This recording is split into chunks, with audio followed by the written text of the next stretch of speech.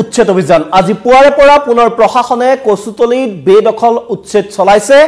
আৰু বৃহৎ সংখ্যক আৰক্ষী নিৰাপত্তাৰক্ষীৰ বাহিনী মোতায়েন কৰা হৈছে এই কচুতলিত উচ্ছেদৰ বাবে আৰু ইতিমধ্যে কেইবাটাও সন্দেহজনক লোকৰ পৰিয়াল উচ্ছেদ কৰিছে প্ৰশাসনে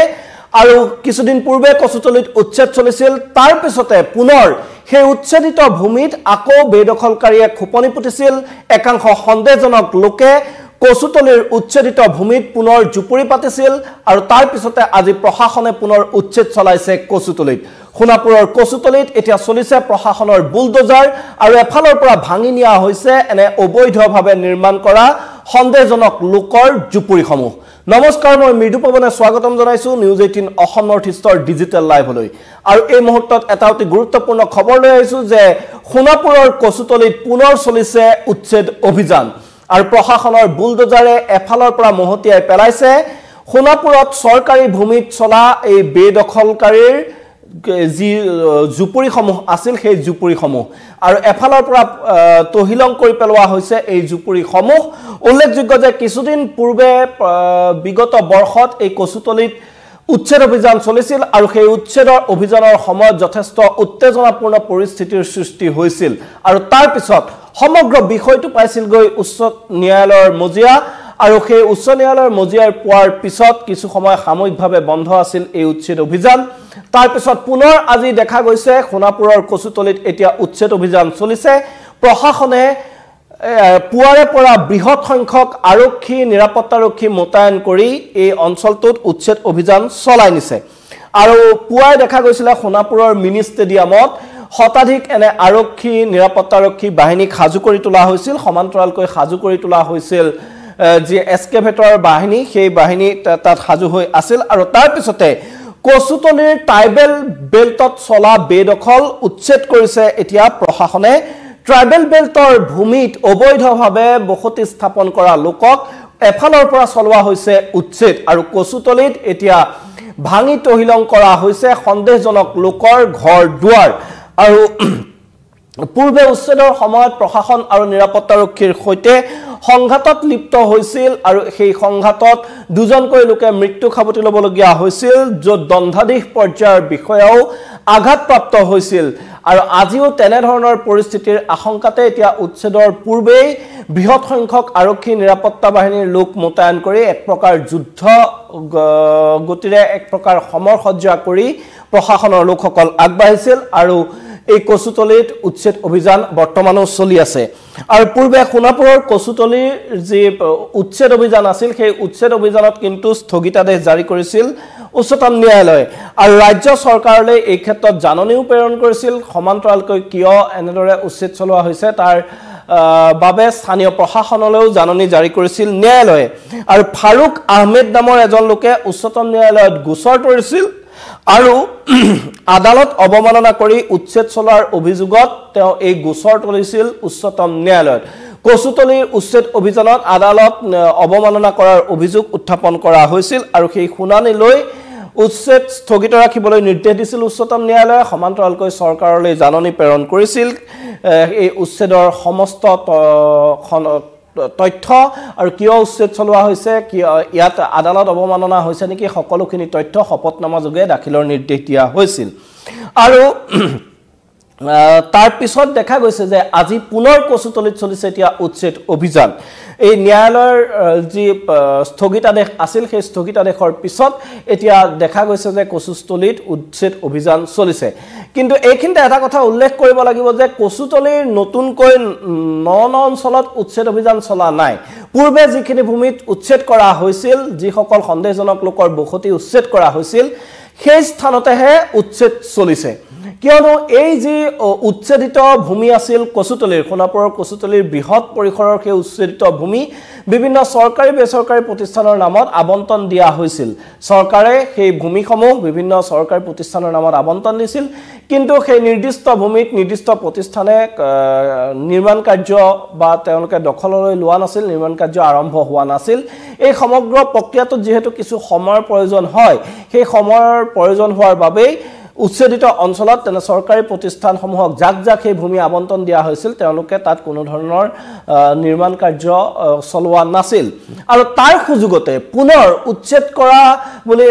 সন্দেহ কৰা হৈছে যে যিসকল লোকক উচ্ছেদ কৰা হৈছিল সন্দেহজনক নাগৰিক তেওঁলোকে পুনৰ তাত জুপুৰি বনাই তাত থাকিবলৈ লৈছিল আৰু এটা দুটা নহয় প্ৰায় 40টাৰো অধিক তেনেধৰণৰ জুপুৰি প্ৰায় নিশাটোৰ ভিতৰতে গঢ়ি উঠিছিল কচুতলিৰ সেই উচ্ছেদিত ভূমিত আৰু আজি প্ৰশাসনে সেই উচ্ছেদিত ভূমিত নতুনকৈ বেদখল কৰা যিসকল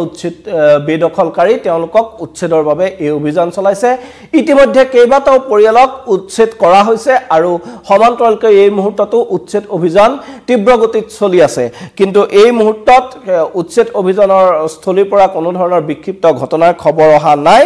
প্ৰশাসনে বুলডোজাৰ লগাই এই যিসমূহ জুপুৰি সন্দেহজনক লোকে তাত পুনৰ বেদখল কৰি সাজিছিল সেইসমূহ ভাঙি পেলাইছে কিন্তু তাৰ কোনো ধৰণৰ বিশেষ প্ৰতিবাদ আজিৰ দিনটোত এই মুহূৰ্তলৈকে পৰিলক্ষিত হোৱা নাই আৰু বিগত বৰ্ষৰ 12 ছেপ্টেম্বৰত কিন্তু উচ্ছেদৰ সময়তে ৰণক্ষেত্ৰত পৰিণত হৈছিল কচুতলি আৰু এই সোণাপুৰ ৰাজচক্ৰৰ কচুতলি অঞ্চলৰ যি ট্ৰাইবেল বেল্টৰ ভূমি আছিল সেই ট্ৰাইবেল বেল্টৰ ভূমি দীৰ্ঘদিনীয়া স্থানীয় দল সংগঠনে যি দাবী কৰি আহিছিল যে এই ট্ৰাইবেল বেল্টৰ ভূমি বেদখল মুক্ত কৰিব লাগে কোনো সন্দেহজনক লোকে এই ট্ৰাইবেল বেল্টৰ ভূমি দখল কৰিব নোৱাৰে সেই সন্দৰ্ভত চৰকাৰে ব্যৱস্থা গ্ৰহণ কৰিব লাগে স্থানীয় ৰাইজ তথা দল সংগঠনৰ এনে দাবীৰ প্ৰতি সহায় জনাই চৰকাৰে সেই কচুতলিৰ ট্ৰাইবেল বেল্টৰ ভূমিত বহা সন্দেহজনক নাগৰিকক উচ্ছেদ চলাইছিল আৰু সেই উচ্ছেদৰ সময়তে বিগত বৰ্ষৰ 12 ছেপ্টেম্বৰত এক প্ৰকাৰ ৰণক্ষেত্ৰত পৰিণত হৈছিল কচুতলি আৰু যিসকল বেদখলকাৰী আছিল তেওঁলোকে উচ্ছেদ চলাবলৈ যোৱা প্ৰশাসনৰ লোকক হাতে হাতে দা জাতি লৈ এক প্ৰকাৰ খেদি আহিছিল আৰু এনেদৰে খেদি আহি আৰক্ষীৰ সৈতে সংঘাতত বেদখলকাৰী লিপ্ত হোৱাৰ ফলতে যুদ্ধক্ষেত্ৰত পৰিণত হোৱা সেই স্থানত পৰৱৰ্তী সময়ত পৰিস্থিতি নিয়ন্ত্ৰণৰ বাবে আৰক্ষীয়ে শূন্যলৈ গুলীচালনা কৰিবলৈ বাধ্য হৈছিল এই ঘটনাত দণ্ডাধীশ পৰ্যায়ৰ বিষয়াও আহত হ'বলগীয়া হৈছিল কেইবাজনো উচ্ছেদ চলাবলৈ যোৱা লোকো প্ৰশাসনৰ বাহিনীৰ লোকো তাত আহত হৈছিল আৰু তাৰ সমান্তৰালকৈ কিন্তু আৰক্ষীৰ গুলীত দুজন বেদখলকাৰীৰো সেই ঘটনাত মৃত্যু হৈছিল আৰু তাৰ পিছতেই তাৰ পিছদিনাৰ পৰাই সেই উচ্ছেদ অভিযান এক প্ৰকাৰ স্থগিত ৰাখিছিল প্ৰশাসনে আৰু পৰৱৰ্তী সময়ত দেখা গৈছিল যে এই উচ্ছেদক লৈ সমগ্ৰ বিষয়টো ন্যায়ালয়ৰ মজিয়া পাইছিল ন্যায়ালয়ৰ নিৰ্দেশ ন্যায়ালয়ক অৱমাননা কৰি কামৰূপ মহানগৰ প্ৰশাসনে উচ্ছেদ চলোৱা বুলি উচ্ছেদিতই ন্যায়ালয়ৰ দ্বাৰস্থ হৈছিল তাৰ পিছতে উচ্চতম ন্যায়ালয়ে স্থগিতাদেশ জাৰি কৰিছিল এই কচুতলিৰ উচ্ছেদত আৰু পৰৱৰ্তী সময়ত দেখা গ'ল যে দীৰ্ঘদিনে উচ্ছেদ বন্ধ হৈ থকাৰ পিছত সেই কচুতলি যিসমূহ অঞ্চলত উচ্ছেদ চলোৱা হৈছিল সেইসমূহ অঞ্চলত পুনৰ একাংশ সন্দেহজনক লোকে বেদখল কৰিবলৈ আৰম্ভ কৰিলে এটা দুটাকৈ প্ৰায় এখন গাঁও পুনৰ সেই উচ্ছেদিত ভূমিত গঢ়ি উঠিল নিশাটোৰ ভিতৰতে আৰু তেনে দৃশ্য দেখাৰ পিছতে প্ৰশাসনে পুনৰ ব্যৱস্থা গ্ৰহণ কৰিছে আজি সেই বেদখলকাৰীসকলক উচ্ছেদ চলাইছে আজিৰ এই উচ্ছেদৰ সন্দৰ্ভত আমাৰ প্ৰশাসনৰ বিষয়াৰ কিছু মন্তব্য আছে সেই মন্তব্য আপোনালোকক শুনাই ল'ব বিচাৰিছো আমি আপোনালোকে যেহেতু সকলোৱে জানে যে কিছুদিন আগতে ইয়াত কিছু লোক অবৈধভাৱে বাস কৰিছিল সেইসকলক আমি ইয়াৰ পৰা উচ্ছেদ কৰিছিলোঁ আৰু উচ্ছেদ কৰি এই মাটিবিলাক আমি বিভিন্ন ধৰণৰ চৰকাৰী অনুষ্ঠান প্ৰতিষ্ঠানৰ নামত আমি আবণ্টন কৰিছিলোঁ কিন্তু তেওঁলোকৰ যিহেতু কাম কাজ আৰম্ভ হোৱা নাই এতিয়া দেখা গৈছে যে কিছুমান অচিনাক্ত ব্যক্তিয়ে পুনৰ আহি এই মাটিবিলাকত আকৌ বেদখল কৰিছে গতিকে আমি এই অচিনাক্ত যিসকল ব্যক্তিয়ে সেইসকলক আজি আমি উচ্ছেদ অভিযান আৰম্ভ কৰিছোঁ আমি এতিয়ালৈকে দেখা পোৱাত প্ৰায় 30-40টামান তেনেকুৱা আমি সৰু সৰু জুপুৰি ঘৰ বনোৱা দেখা পাইছিলোঁ আমি যিমানখিনি আছে গোটেইখিনি উচ্ছেদ কৰা হ'ব এতিয়া নতুনকৈ যিসকল মানুহক আমি ইয়াতে বেদখল কৰাত পাইছোঁ বা যিবিলাক আমি জুপুৰি ঘৰ পাইছোঁ এই মানুহবিলাক ক'ৰ পৰা আহিছে কোন হয় আমি নাজানো কিন্তু যিহেতু মাটিবিলাক চৰকাৰী মাটি আৰু এই চৰকাৰী মাটি আমি বেদখল দেখা পাইছোঁ গতিকে আমি গোটেইখিনি উচ্ছেদ কৰিম আমি আপোনালোকে যিহেতু সকলোৱে জানে যে কিছুদিন আগতে ইয়াত কিছু লোক অবৈধভাৱে বাস কৰিছিল সেইসকলক আমি ইয়াৰ পৰা উচ্ছেদ কৰিছিলোঁ আৰু উচ্ছেদ কৰি এই মাটিবিলাক আমি বিভিন্ন ধৰণৰ চৰকাৰী অনুষ্ঠান প্ৰতিষ্ঠানৰ নামত আমি আবণ্টন কৰিছিলোঁ কিন্তু তেওঁলোকৰ যিহেতু কাম কাজ আৰম্ভ হোৱা নাই এতিয়া দেখা গৈছে যে কিছুমান অচিনাক্ত ব্যক্তিয়ে পুনৰ আহি এই মাটিবিলাকত আকৌ বেদখল কৰিছে গতিকে আমি এই অচিনাক্ত যিসকল ব্যক্তিয়ে সেইসকলক আজি আমি উচ্ছেদ অভিযান আৰম্ভ কৰিছোঁ আমি এতিয়ালৈকে দেখা পোৱাত প্ৰায় 30-40টামান তেনেকুৱা আমি সৰু সৰু জুপুৰি ঘৰ বনোৱা দেখা পাইছিলোঁ আমি যিমানখিনি আছে গোটেইখিনি উচ্ছেদ কৰা হ'ব। এতিয়া নতুনকৈ যিসকল মানুহক আমি ইয়াতে বেদখল কৰাত পাইছোঁ বা যিবিলাক আমি জুপুৰি ঘৰ পাইছোঁ, এই মানুহবিলাক ক'ৰ পৰা আহিছে কোন হয় আমি নাজানো। কিন্তু যিহেতু মাটিবিলাক চৰকাৰী মাটি আৰু এই চৰকাৰী মাটি আমি বেদখল দেখা পাইছোঁ, গতিকে আমি গোটেইখিনি উচ্ছেদ কৰিম। আমি আপোনালোকে যিহেতু সকলোৱে জানে যে কিছুদিন আগতে ইয়াত কিছু লোক অবৈধভাৱে বাস কৰিছিলে, সেইসকলক আমি ইয়াৰ পৰা উচ্ছেদ কৰিছিলোঁ আৰু উচ্ছেদ কৰি এই মাটিবিলাক আমি বিভিন্ন ধৰণৰ চৰকাৰী অনুষ্ঠান প্ৰতিষ্ঠানৰ নামত আমি আবণ্টন কৰিছিলোঁ। কিন্তু তেওঁলোকৰ যিহেতু কাম কাজ আৰম্ভ হোৱা নাই, এতিয়া দেখা গৈছে যে কিছুমান অচিনাক্ত ব্যক্তিয়ে পুনৰ আহি এই মাটিবিলাকত আকৌ বেদখল কৰিছে। গতিকে আমি এই অচিনাক্ত যিসকল ব্যক্তি সেইসকলক আজি আমি উচ্ছেদ অভিযান আৰম্ভ কৰিছোঁ। আমি এতিয়ালৈকে দেখা পোৱাত প্ৰায় 30-40টামান তেনেকুৱা আমি সৰু সৰু জুপুৰি ঘৰ বনোৱা দেখা পাইছিলোঁ। আমি যিমানখিনি আছে গোটেইখিনি উচ্ছেদ কৰা হ'ব। এতিয়া নতুনকৈ যিসকল মানুহক আমি ইয়াতে বেদখল কৰাত পাইছোঁ বা যিবিলাক আমি জুপুৰি ঘৰ পাইছোঁ, এই মানুহবিলাক ক'ৰ পৰা আহিছে কোন হয় আমি নাজানো। কিন্তু যিহেতু মাটিবিলাক চৰকাৰী মাটি আৰু এই চৰকাৰী মাটি আমি বেদখল দেখা পাইছোঁ, গতিকে আমি গোটেইখিনি উচ্ছেদ কৰিম। আৰু জনজাতীয় লোকসকলৰ বাবে সংৰক্ষিত হৈ থাকে এই ট্ৰাইবেল বেল্ট আৰু ব্লকৰ ভূমি। কিন্তু ক'ৰ পৰা এই সন্দেহজনক লোকসকল আহে আৰু এনেধৰণৰ ভূমি বেদখল কৰে? কোনে বাৰে বাৰে তেওঁলোকক এই অঞ্চলবোৰলৈ আনি এই ট্ৰাইবেল বেল্ট আৰু ব্লকৰ ভূমিত সংস্থাপিত কৰে? কাৰ সাহসত এনেদৰে চলিছে বেদখল? এই প্ৰশ্নবোৰ দীৰ্ঘদিনীয়া। এই প্ৰশ্নবোৰ দশকৰ পিছত দশক ধৰি ৰাজ্যখনত উত্থাপন হৈ আহিছে, কিন্তু তাৰ কোনো সদুত্তৰ এতিয়ালৈকে ওলোৱা নাই। আৰু বিভিন্ন সময়ত দেখা যায় যে একাংশ ৰাজনৈতিক নেতাই নিজৰ কু অভিসন্ধিৰ বাবেই এনেদৰে ট্ৰাইবেল বেল্ট ব্লকৰ ভূমিত সন্দেহজনক লোকক তাত সংস্থাপিত কৰে আৰু তেওঁলোকৰ দেখা যায় যে পূৰ্বৰ চৰকাৰৰ সময়তে হওক বা বৰ্তমানৰ চৰকাৰৰ সময়তে হওক যে এই যিসমূহ বেদখলীকৃত স্থান থাকে তাত কিন্তু চৰকাৰী আন সা সুবিধাসমূহো বেদখলকাৰীয়ে লাভ কৰে। বিশেষকৈ চৰকাৰী বিদ্যুৎ সংযোগ, খোৱা পানীৰ ব্যৱস্থা, অনাময় ব্যৱস্থাৰ পৰা আৰম্ভ কৰি সকলো ধৰণৰ সা সুবিধা,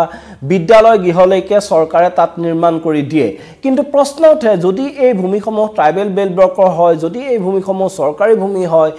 তেনেধৰণৰ ৰাজ্যৰ কেৱল কচুতলিয়েই নহয়, ৰাজ্যৰ বিভিন্ন স্থানত চৰকাৰী ভূমি বেদখল হয়, বনভূমি বেদখল হয়, ট্ৰাইবেল বেল্ট ব্লকৰ ভূমি বেদখল হয়। আৰু সেই তেনে স্থানত চৰকাৰে আকৌ তাত বিদ্যুৎ, খোৱা পানী, অনাময় ব্যৱস্থা, বিদ্যালয় নিৰ্মাণলৈকে সকলো সা সুবিধা তাত চৰকাৰে কৰি দিয়ে। কিন্তু তেওঁলোকে যেতিয়া বেদখল কৰে, বেদখল কৰাৰ মুহূৰ্ততে তাত কিন্তু উচ্ছেদ নহয়। পৰৱৰ্তী সময়ত কোনো চৰকাৰে যদি তাত উচ্ছেদৰ ভেকু ভাওনা কৰে, লাহে লাহে দিন বাগৰাৰ লগে লগে ৰাইজে সেই কথা পাহৰাৰ লগে লগে পুনৰ তাত বেদখল হয়, আকৌ একেখিনি লোকেই তাত গৈ বহে আৰু তেওঁলোকে সেই স্থানত নিগাজিকৈ থাকিবলৈ লয়। এনেধৰণৰ ঘটনা যেন বাৰে বাৰে এইখন ৰাজ্যত পুনৰাবৃত্তি হৈ আছে। সেইবাবে প্ৰশ্ন উত্থাপিত হৈছে যে এই লোকসকলক কেৱল উচ্ছেদ কৰাতেই চৰকাৰৰ দায়িত্ব শেষ নেকি? এনেধৰণৰ উচ্ছেদ অভিযানেৰে এই যি সমস্যা, এই দীৰ্ঘদিনীয়া জ্বলন্ত সমস্যা চৰকাৰে জানো সমাধান কৰিব পাৰিব? কাৰণ মাত্ৰ কেইমাহমান পূৰ্বে কচুতলিত উচ্ছেদ চলিছে আৰু কচুতলি জকাইচুকীয়া গাঁৱৰ অঞ্চল নহয়, কামৰূপ মহানগৰ জিলাৰ দিছপুৰৰ পৰা নাতি দূৰত অৱস্থিত সোণাপুৰত এই কচুতলি অঞ্চল। কোনো দুৰ্গম অঞ্চলো নহয়, এই কচুতলি একেবাৰে দিছপুৰৰ গাতে লাগি আছে। আৰু এই স্থানতে কিছুদিন পূৰ্বে চৰকাৰে তাত বেদখল মুক্ত কৰিবলৈ উচ্ছেদ অভিযান চলালে, তাত বেদখলকাৰীক উচ্ছেদ চলালে। সেই স্থানত প্ৰশাসনৰ নাকৰ তলতে পুনৰ বেদখল কৰিবলৈ সক্ষম হ'ল। এই ব্যৱস্থাটোৰ কেতিয়া অৱসান ঘটিব? বাৰে বাৰে চৰকাৰে এনে বৃহৎ বাহিনী লৈ বাৰে বাৰে এনেদৰে উচ্ছেদ চলাই যোৱাটোৱেই জানো চৰকাৰৰ দায়িত্ব শেষ হ'ব? এনে উচ্ছেদ অভিযানতেই জানো চৰকাৰৰ দায়িত্ব শেষ হয়? এইসকল লোক ক'ৰ পৰা আহিছে, কেনেকৈ সেই স্থানত তেওঁলোকে কাৰ সাহসত বসতি স্থাপন কৰিব পাৰিছে, এই সকলো দিশৰ কিয় তদন্ত সূক্ষ্মভাৱে নহয়? প্ৰশাসনৰ যিগৰাকী বিষয়াৰ মন্তব্য আপোনালোকক শুনালোঁ, তেওঁ কৈছে যে এইসকল লোক ক'ৰ পৰা আহিছে, তেওঁলোকৰ কি পৰিচয় তেওঁ নাজানে। তেনেদৰে যদি উচ্ছেদ চলায়, তেনেদৰে উচ্ছেদে এই জ্বলন্ত সমস্যাটো জানো সম্ভৱ হ'ব পাৰে? কিয় প্ৰশাসনে তেওঁলোক ক'ৰ সেই তথ্যবোৰ ভালদৰে চালি জাৰি নেচায়? কিয় তেওঁলোকৰ প্ৰকৃততে তেওঁলোক বিদেশী হয়নে, তেওঁলোক ভাৰতীয় নাগৰিক হয়নে, এই কথাবোৰ কিয় সেই মুহূৰ্তে চোৱা নহয়? বা তেওঁলোকক দখল কৰি থকা ভূমি দখলমুক্ত কৰিবলৈ তেওঁলোকক জাননী জাৰি কৰা হয়, সেই জাননী অৱমাননা কৰিলে উচ্ছেদ চলোৱা হয় কিন্তু সেই লোকসকল ক'ৰ পৰা আহিলে সেই লোকসকল ইয়াত কেনেকৈ আছে তেওঁলোক ভাৰতৰ নাগৰিক হয়নে তেওঁলোক বিদেশী আৰু তেওঁলোকে প্ৰকৃততে নদীয়ে ভঙা মানুহ নে তেওঁলোক ভূমিহীন মানুহ কেনেকৈ তেওঁলোকৰ পূৰ্বে তেওঁলোক ক'ত আছিল সেই সকলো তথ্য কিয় ভালদৰে চালিজাৰি চোৱা নহয় ৰাজনীতিৰ বাবে এটা ইস্যু জীয়াই ৰাখিবৰ বাবে চৰকাৰে এই সমূহ বিষয়ত প্ৰকৃত গুৰুত্ব আৰোপ নকৰে নেকি তেনেধৰণৰ প্ৰশ্ন স্বাভাৱিকতেই উত্থাপিত হয় চৰকাৰে উচ্ছেদ কৰা দেখুৱাই একাংশৰ পৰা বাহ লৈ একাংশক ভয়ভীত কৰি ৰাজনীতি চলাই যোৱাৰ চেষ্টা চলাইছে নেকি এই সমস্যাৰ কিয় স্থায়ী সমাধানৰ বাবে কোনো বলিষ্ঠ পদক্ষেপ গ্ৰহণ নকৰে কোনো এখন চৰকাৰে ইখনৰ পিছত সিখন চৰকাৰ ৰাজ্যত আহিলে ৰাজ্যত বিদেশী খেলাৰ বৃহৎ আন্দোলন হ'ল তাৰ পিছত ৰাজ্যত আঞ্চলিকতাবাদী চৰকাৰ হ'ল ৰাষ্ট্ৰীয়তাবাদীও ইখনৰ পিছত সিখন চৰকাৰ সলনি হ'ল কিন্তু অসমৰ যি মৌলিক জ্বলন্ত সমস্যা এই সমস্যা হৈ থাকিল তাৰ কিন্তু এই সমস্যা একেবাৰে পুলিয়ে পুখাই উঘালি পেলাবলৈ কোনো এখন চৰকাৰে কোনো এটা ৰাজনৈতিক দলে ব্যৱস্থা গ্ৰহণ নকৰে এক প্ৰকাৰ ৰাজনীতিৰ খান্দক খোৱা বালি তল যাব বাবেই এনে ধৰণৰ কাৰ্য সংঘটিত কৰে নেকি চৰকাৰী পক্ষই শাসকীয় পক্ষই সেই কথাও কিন্তু অতিকে বিচাৰ্যৰ বিষয় আৰু ধাৰণা কৰা হৈছে যে উচ্চতম ন্যায়ালয়ে যেহেতু উচ্ছেদত স্থগিতাদেশ জাৰি কৰিছিল তাৰ পিছতো এবাৰ উচ্ছেদ কৰি থোৱা অঞ্চলতে পুনৰ বেদখল হোৱাৰ পিছত এতিয়া প্ৰশাসনে আকৌ এই উচ্ছেদ অভিযান চলাইছে সোণাপুৰৰ কচুতলিত আৰু এই উচ্ছেদ অভিযানৰ পিছত কচুতলিৰ যি সমস্যা কচুতলিৰ যিসকল ভূমিপুত্ৰ খিলঞ্জীয়া লোক তেওঁলোকে এনে বেদখলকাৰীৰ বাবে যি সংকাত দিন অতিবাহিত কৰিবলগীয়া হৈছে তেওঁলোক শংকামুক্ত হ'ব তেওঁলোকে সুখেৰে কচুতলিত উশাহ ল'ব পাৰিব আৰু যিসকল ভূমিপুত্ৰ খিলঞ্জীয়া লোকৰ বাবে এই ট্ৰাইবেল বেল্ট ব্লকৰ ভূমি সংৰক্ষণ কৰি ৰখা হৈছে তেওঁলোকে প্ৰকৃত অধিকাৰ ভূমিৰ অধিকাৰ পাব আৰু এনে ধৰণৰ কোনো পাবত গজা বেদখলকাৰীৰ দালালৰ বাবেই কোনো নেতাৰ বাবেই যাতে তেওঁলোকৰ যি অধিকাৰ সেই অধিকাৰ খৰ্ব নহওক তাৰ প্ৰকৃত ব্যৱস্থা উচিত আৰু প্ৰকৃত ব্যৱস্থা চৰকাৰখনে গ্ৰহণ কৰিব এই উচ্ছেদৰ পৰা নিশ্চয়কৈ ৰাজ্যবাসীৰ এনে আশাই থাকিব এই মুহূৰ্তত মই মৃদুপৱনে বিদায় লৈছো আপোনালোকক ধন্যবাদ জনাইছো